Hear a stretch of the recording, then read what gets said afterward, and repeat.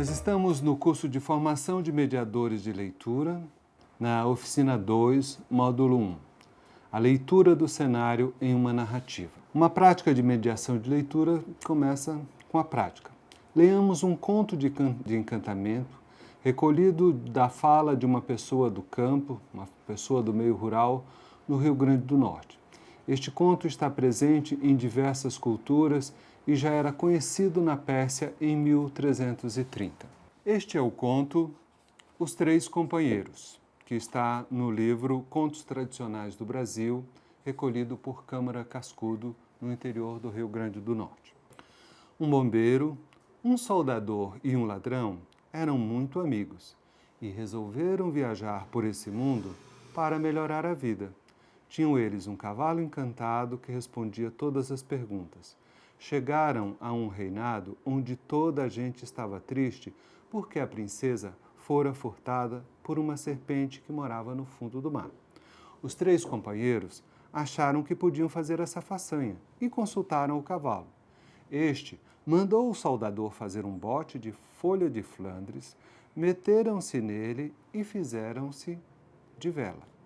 Depois de muito navegar, deram num ponto que era o Palácio da Serpente. Quem ia descer? O bombeiro não quis, nem o soldador. O ladrão agarrou-se na corda que os outros seguravam e lá se foi para baixo. Pisando o chão, viu um palácio enorme guardado por uma serpente que estava de boca aberta. O ladrão subiu depressa, morrendo de medo.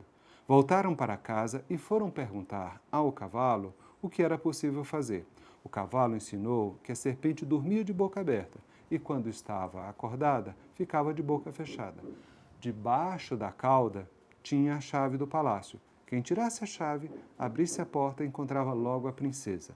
Os três amigos tomaram o bote de folha de Flandres e lá se foram para o mar. Chegando no ponto, os dois não quiseram descer. O ladrão desceu e, como estava habituado, furtou a chave tão de mansinho que a serpente não acordou. Abriu a porta, entrou, foi ao salão, encontrou a princesa, disse que vinha buscá-la e saíram os dois até a corda. Agarraram-se e os dois puxaram para cima. Largaram vela e o bote navegou para a terra. Quando estavam no meio dos mares, a serpente apareceu em cima d'água, feroz. Que se faz? Era a morte certa.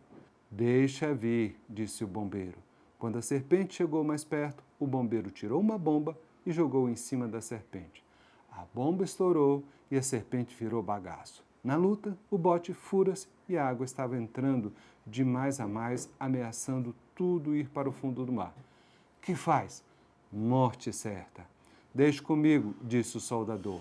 Tirou seus ferros e soldou todos os buracos e o bote navegou a salvamento até a praia. Chegaram no reinado recebidos com muitas festas pelo rei e pelo povo. O rei deu muito dinheiro aos três, mas o ladrão, o bombeiro e o soldador queriam casar com a princesa.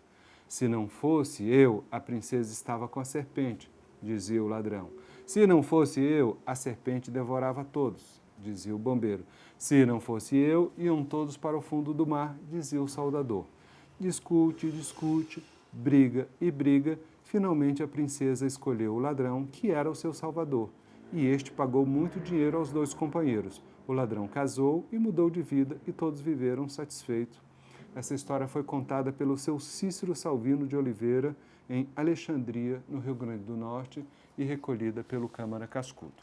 Então, nós temos aqui uma história que pode, em algum momento, ter sido escrita, ter trazido para o registro oral e agora de volta para a escrita.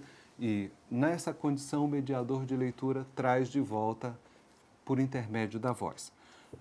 O que faz um mediador de leitura? Na nossa proposta, um mediador de leitura, ele não fica cingido a fazer a leitura e dizer até logo, pessoal, está tudo bem, nos encontramos na próxima.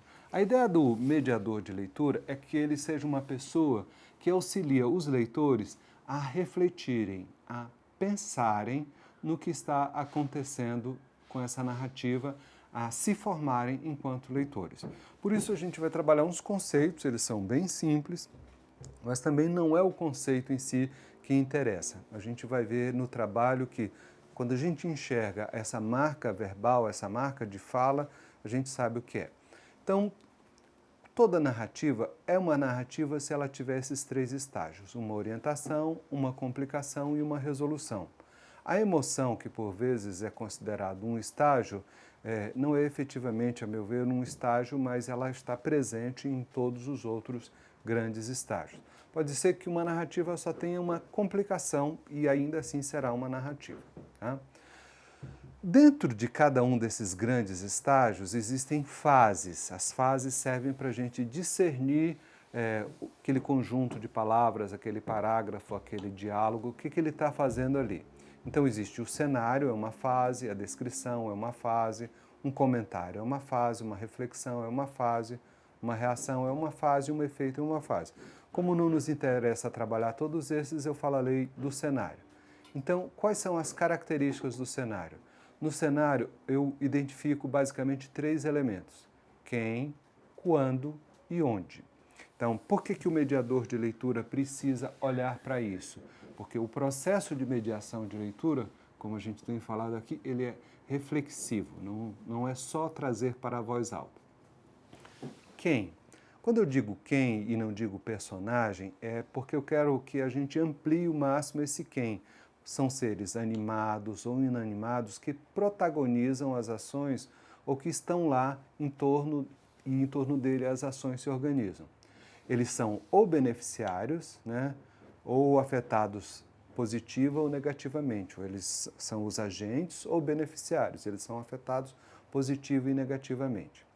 Existe também o quando, que indica o tempo, um tempo que pode ser genérico ou um tempo específico. Isso sucedeu na era tal, isso sucedeu na Idade Média, isso é um tempo genérico. Ou pode ser o tempo específico da narração, quando tal coisa aconteceu, às tantas horas, no dia tal, né? Sendo que tais marcações podem indicar a transformação da narrativa. É por isso que a gente pergunta do quando. Se tem um quando, se tem uma indicação de quando, uma indicação de tempo, pode ser que esteja havendo uma transformação na narrativa. Onde? O onde é o local físico e imaginário. Ele é localizável no mapa ou não é localizável, ele está no imaginário, ele está na imaginação, nos mundos que a gente pode criar com a imaginação. Em geral, a mudança de lugar indica uma mudança na história. Por isso que a gente vai olhar para essas três dimensões que são onde, quando e quem. Tá? Então vamos olhar primeiro para quem em Os Três Companheiros.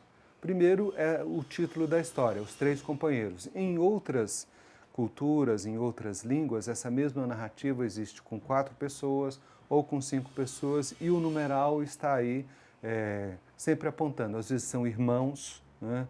Os 4 irmãos, mas o numeral está aí. Então, essa ideia de companheiros já é um quem, entende isso? Então, o numeral, os 3, então está definido, não são alguns companheiros, são os 3 companheiros. Então, essa ideia do trio já nos responde. Quem é que está nessa história? 3 companheiros.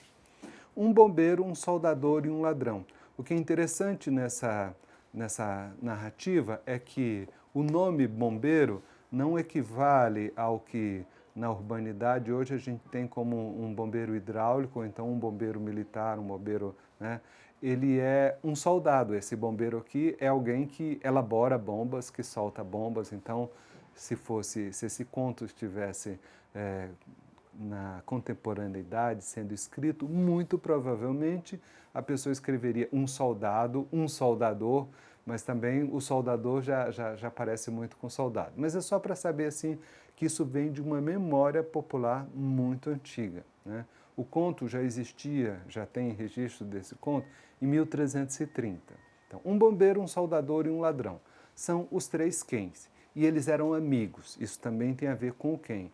E havia um cavalo encantado. Quem? Um bombeiro, um soldador, um ladrão, eles são amigos, e há um cavalo encantado. A toda a gente é também um quem. Ainda quando eu faço trago uma palavra genérica, o povo, a população, etc., é alguma coisa que eu estou criando uma categoria que não necessariamente existe em outro lugar. Toda a gente é um quem aqui. Essa toda a gente vai ouvir, ou vai aprovar, ou vai fazer alguma coisa. E a princesa, porque a princesa fora furtada por uma serpente. Então, quem são os quem dessa história? O bombeiro, o soldador, o ladrão, toda a gente, a princesa, uma serpente. Lá na frente aparecerá o rei. Né? E aí vem quem ia descer. Tá? O quem aqui aparece na forma do pronome. Né? Quem tirasse a chave? Os três amigos. As referências são assim. Tá? Agarraram-se os dois. Né? Então, são sempre assim, os dois, os três, morte certa. É interessante que a morte certa, embora ela não apareça assim, ela não seria chamada de personagem aqui, ela é um quem que aparece assim, porque por duas vezes a morte certa vem e como um problema e na sequência virá uma solução. Tá? Morte certa, o rei, o povo e a princesa. Esses são os quens dessa história. Então, o ladrão, o bombeiro e o soldador. Como é que eu interpreto, porque o papel que a gente está chamando para o mediador de leitura não é só de, tem esse quem, aquele outro. O mediador de leitura é uma pessoa que traz esse entretenimento, essa arte, esse lazer, mas também essa dimensão reflexiva.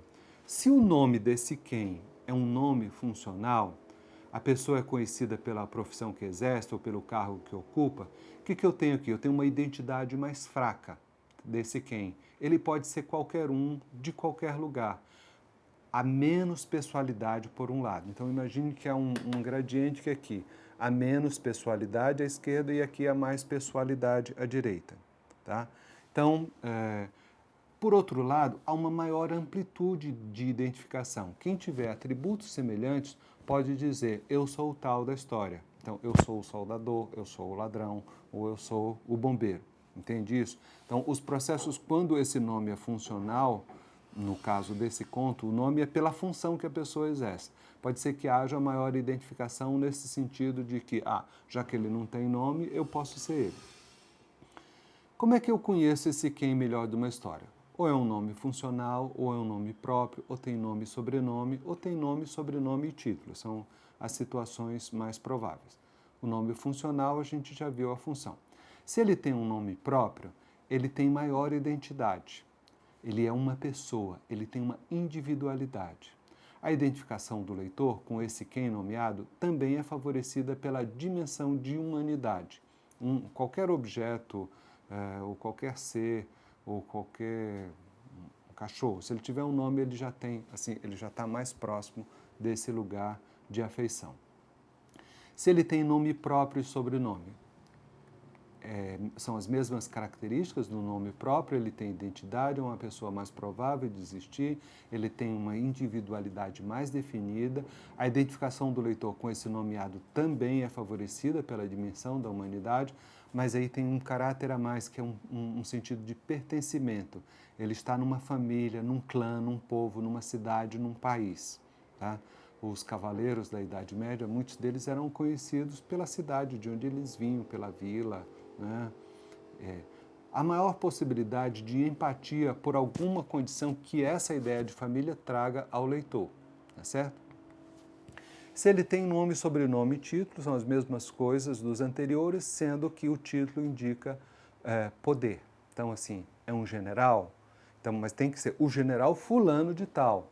Uma profissão, o doutor fulano de tal. A condição eclesiástica, o padre, o pastor, o bispo, o pai de santo, quem quer que seja. Tá? Então, é isso que a gente olha para esse quem. No caso dos três companheiros, um bombeiro, um soldador, um ladrão, amigos, um cavalo encantado, toda a gente, a princesa, uma serpente, o rei, etc. Não só o quem é retratado na história, mas também quem é que conta e o quem ouve. Tá? Então, assim, no processo, quando a gente pergunta o quem é, eu, o contador, eu, o mediador de leitura, sou também um quem, e quem está me ouvindo é também um quem. Todos esses fatores são fundamentais. Então, por exemplo, Nessa história aqui, eu tenho o rei, a princesa, o bombeiro, o soldador, o ladrão. Então, assim, se eu imaginar um gradiente de poder em que o rei está em cima, a princesa logo abaixo, né? Agora, os três companheiros, eles estão aqui no rés do chão porque eles são trabalhadores, né? Então, o soldado, né? Ele chama de bombeiro, o soldador e o ladrão. E se você imaginar que há uma hierarquia, talvez assim, o soldado esteja primeiro, o soldador o bombeiro esteja primeiro, o soldador na sequência e o ladrão já quase fora. E eu imagino nesse espectro dessa hierarquia, abaixo do rei pode ser que exista um marquês, pode ser que exista um conde, um cavaleiro, um escudeiro, entende isso? Então, quando eu trago essas expressões, rei, princesa, tá? De um lado, lá da nobreza, digamos assim, né? E do outro lado, essas três pessoas que seriam da classe trabalhadora ou da classe dos artesãos, o que eu tenho? Eu tenho uma dimensão em que são justamente as pessoas que estão no extrato social, considerando essa hierarquia do reino, né, no extrato social mais baixo, quem demonstram a coragem. Então, imagina que entre o rei e o soldador, o bombeiro e o ladrão, houvesse aqui cavaleiros, soldados, não sei mais quem, mas são as pessoas do povo, aquelas que buscam o heroísmo, que vão lá e se salvam. A gente olha para a circulação dessa história, então ela era conhecida na Europa, ela é conhecida na Europa, incluindo os Balcãs, a Rússia, os países do Sul, todos os países sul-americanos, na Jamaica já foi identificada. São 3 ou 4 irmãos ou companheiros que viajam em procura de aventura e se distinguem pelas diferentes profissões. Uma hora é um alfaiate, um calçador, outra hora é um vaqueiro, um marinheiro, um ladrão, um barbeiro. Mas vejam que são pessoas do extrato social dos trabalhadores. Essa história está classificada numa série de temas, né? E já os irmãos Grimm já trataram dessa história. Por que eu estou falando isso? Porque ela foi localizada na palavra de uma pessoa do povo no interior do Rio Grande do Norte. Então, uma história que circula o mundo. Tá? No Arne Thompson, que fala disso, é o tema número 653, e o Silvio Romero localizou uma variante em 1860, mais ou menos, chamada Os Três Moços. Tá? Na Índia ela está presente e na Pérsia ela já era conhecida em 1330. Então, por que a gente está falando dessa circulação e dessa longevidade? Por que eu conto uma história? Quando eu conto uma história? Para quem eu conto a história? E onde eu conto a história? Né? A característica é a disputa final, cada um proclamando a superioridade do seu auxílio e querendo a princesa como única. Tá? Então, como é que eu olho isso? Quem conta esse conto? A que classe social? Com que propósito? Então, o que eu posso olhar para essa? Se essa história ela é contada no interior do Nordeste, no sertão, e as pessoas que ouvem são também pessoas que têm profissões semelhantes ao bombeiro, o soldador e o ladrão, pode ser que haja uma identificação tanto daquele que conta quanto daqueles que ouvem com os três personagens que são os verdadeiros heróis dessa história. Ok? Agora vamos examinar o onde, essa dimensão. São 3 as características do cenário: quem, onde e quando. Vamos dar uma olhada no onde. Então, se muda o onde da história, alguma transformação ocorre. Um bombeiro, um soldador e um ladrão eram muito amigos e resolveram viajar por este mundo. Então, imagine o que é este mundo. Este mundo é todo o planeta Terra.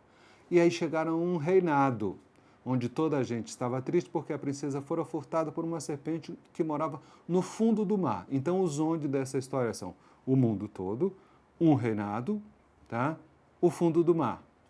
Um bote de folha de Flandres é também um onde, porque é o local onde boa parte dos eventos tem sucesso. Tá?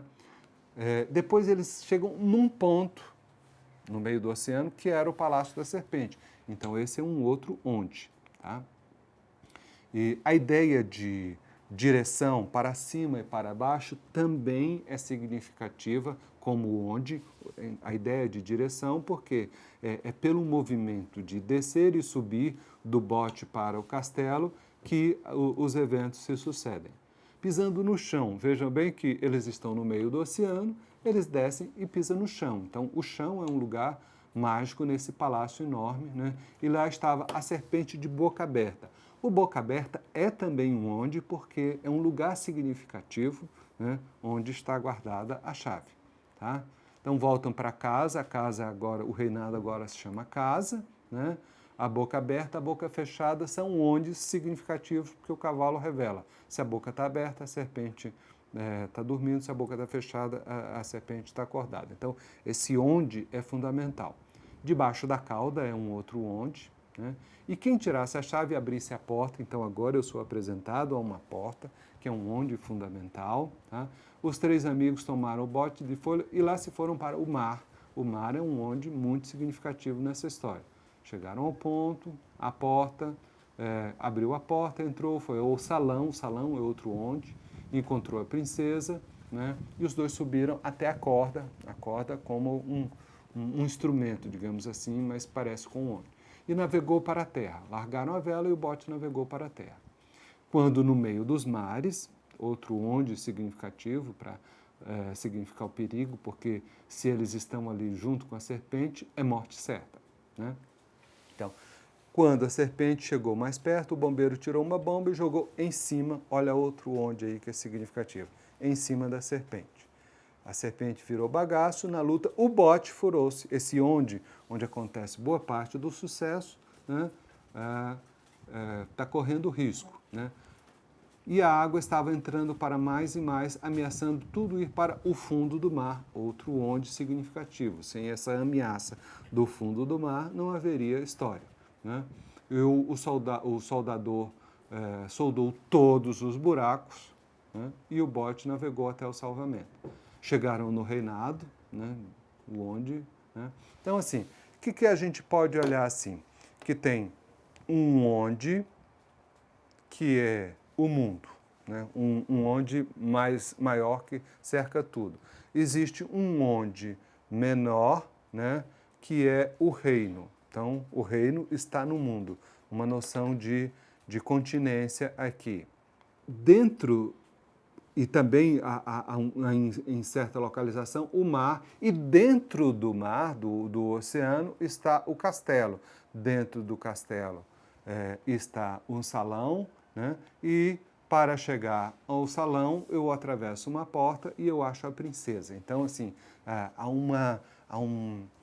o mundo inteiro está nessa narrativa. O mundo inteiro está nessa narrativa. É isso que é interessante, porque ele serviria para qualquer lugar do planeta. Tá?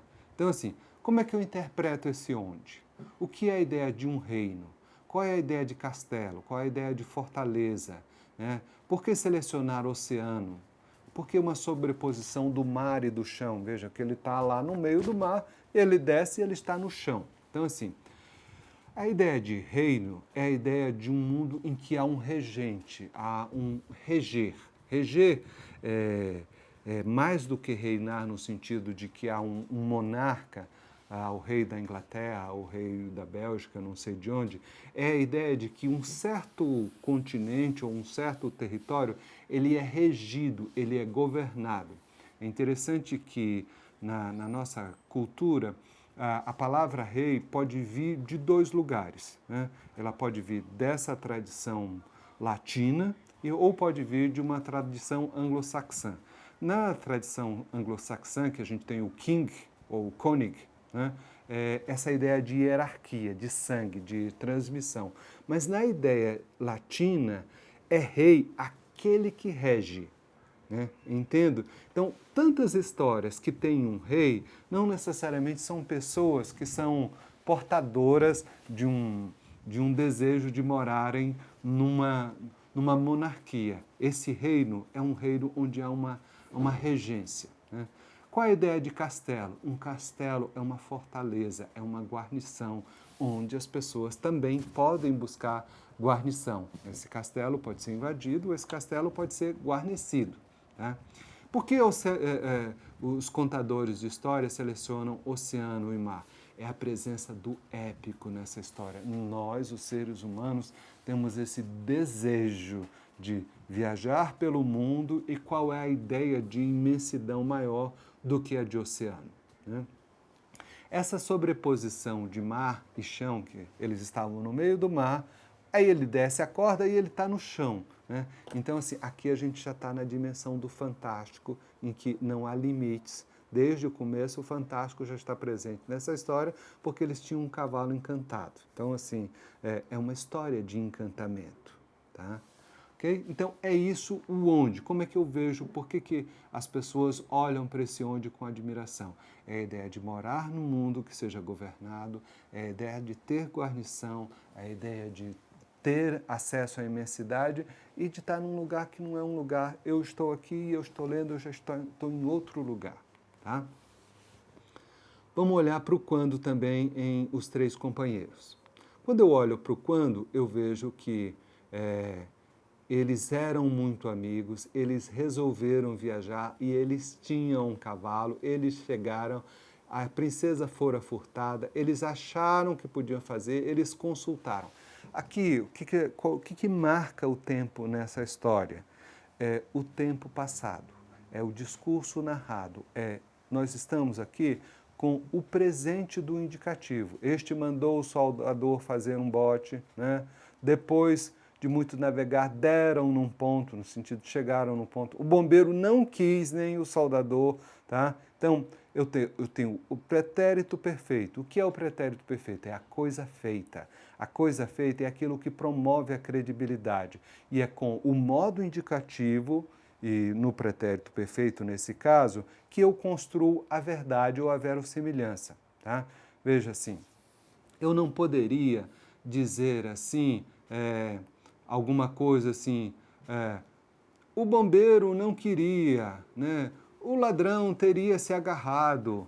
Imagine se o ladrão tiver... Percebe? Não é no modo subjuntivo, não é em qualquer outro modo, né? É nesse modo indicativo em que eu tenho a construção da certeza.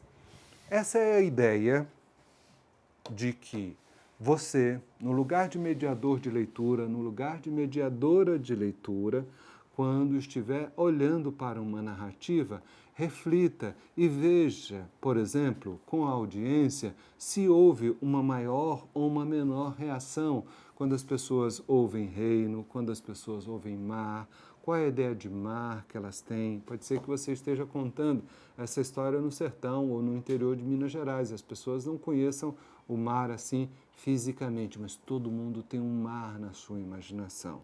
E essa é a dimensão que nós tratamos quando lidamos com ficção, com contos de encantamento, com fábulas. Nós queremos que a imaginação das pessoas se expanda. Não interessa se existe ou não congruentemente lá no meio do oceano uma coisa que se chama de chão, né? Um castelo que fica no fundo do oceano e chega lá, eu chamo isso de chão. Isso é a construção da imaginação e quando nós lidamos com literatura, não estamos buscando contabilidade, não estamos buscando a mesma coisa que a gente busca em biologia ou em química ou em qualquer outra situação. Nós estamos buscando essa dimensão que exatamente não é observável, não está aqui. Por isso que eu construo um quem imaginário, que é um cavalo encantado, e se eu chego para os leitores e digo que nessa história eu tenho um cavalo encantado, tem um cavalo encantado. Né? Se eu digo que tem um ladrão, as pessoas não fazem um julgamento moral do ladrão quando eu começo a dizer que esse ladrão foi justamente a pessoa que teve a coragem de, no meio do oceano, ir buscar a princesa. Então, nesta oficina, nós vimos como ler o cenário. Como eu leio o cenário? Olhando para o onde, o quando e o quem de uma história, e mais que olhar e identificar essas marcas com nomes, com pronomes, com verbos, eu interpreto e eu busco avaliar com as pessoas que estão me ouvindo qual é o significado que está sendo projetado ali com aquele trabalho.